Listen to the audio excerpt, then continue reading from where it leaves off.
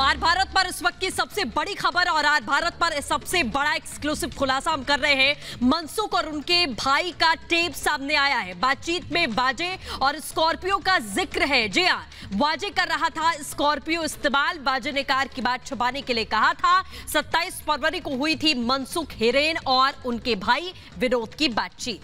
तो ये बड़ी जानकारी देखिए, मनसुख ऑडियो टेप में वजह का जिक्र है।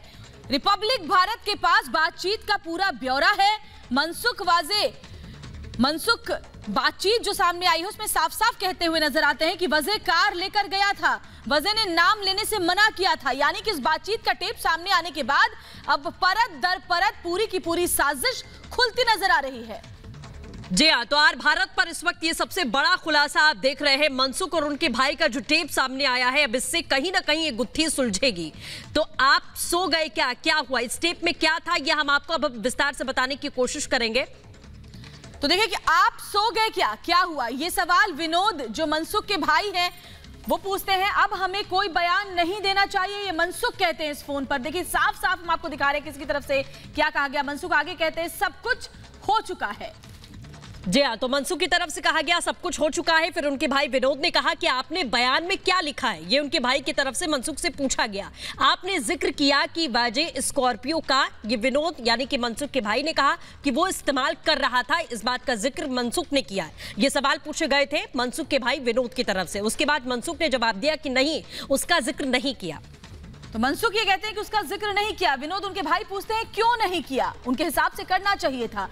तब मनसुख कहते हैं क्योंकि सचिन वाजे ने मुझसे कहा था कि आप इसका जिक्र ना करें। सोचिए जरा, इसका जिक्र कहीं भी मत करना। ये बात खुद वाजे ने मनसुख से कही थी कि मैं स्कॉर्पियो इस्तेमाल कर रहा था। मनसुख अपनी बातचीत में ये साफ साफ बता रहे हैं कि सचिन वाजे किस तरीके से उनसे ये कह रहे थे कि आप मेरा नाम ना लें। और मुंबई से हमारे साथ हमारी सहयोगी अलीशा नायर इस वक्त सीधे जुड़ गई, उनका रुख कर लेते हैं। अलीशा, ये जो बातचीत का एक्सक्लूसिव जो टेप सामने आया है जो हमारे पास है, उसमें साफ साफ पता चल रहा है कि कैसे वजह ने पूरी की पूरी प्लानिंग की थी और धमकाया था। मनसुख को साफ साफ कहा था कि जिक्र बिल्कुल मत करना कि मैं स्कॉर्पियो का इस्तेमाल कर रहा था।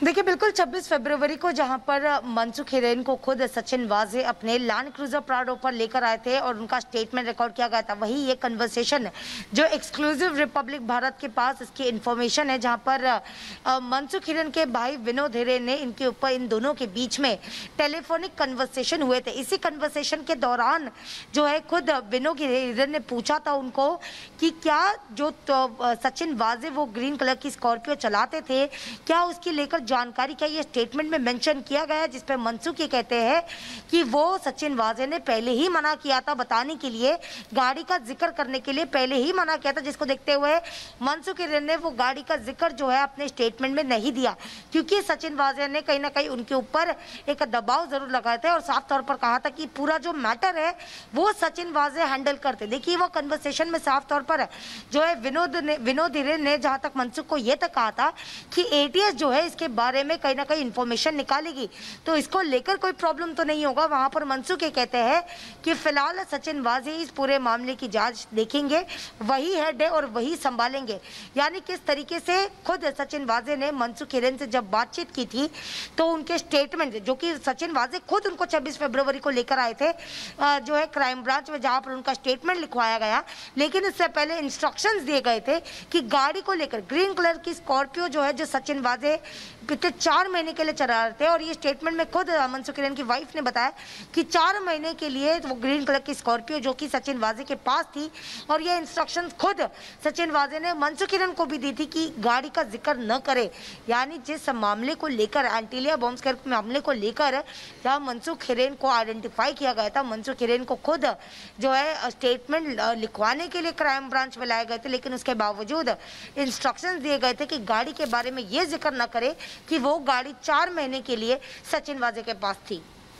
बिल्कुल जाहिर तौर पर अलीशा, और ये फुल प्रूफ प्लान वाजे की तरफ से बनाया गया था कि जैसा आपने जिक्र किया कि उनके भाई ने जब ये सवाल पूछा कि एटीएस जरूर इस पूरे मामले को खंगालेगी और कहीं ना कहीं मनसुख का नाम सामने आ सकता है कि स्कॉर्पियो बाजू इस्तेमाल करते थे, और ये बात मनसुख ने छुपाई थी। लेकिन मनसुख बड़े आश्वस्त थे इस बात को लेकर कि वो खुद हेड है और वही इस मामले को संभाल लेंगे और आंच हम तक नहीं पहुंचेगी, लेकिन अपने ही प्लान में वाजे फंस गए और उसके बाद में मनसुख की हत्या हुई।